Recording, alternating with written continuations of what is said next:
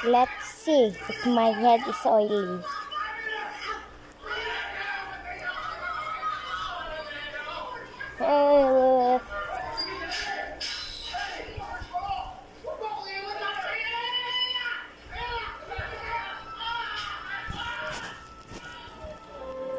Grabe yan, te. Grabe yan.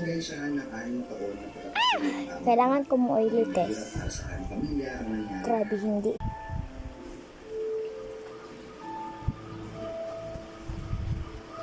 See you on part 2.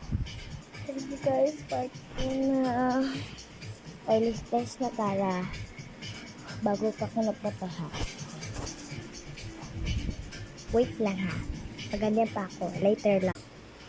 Kape na ko. Grabe. Milk bath talaga. See you next day.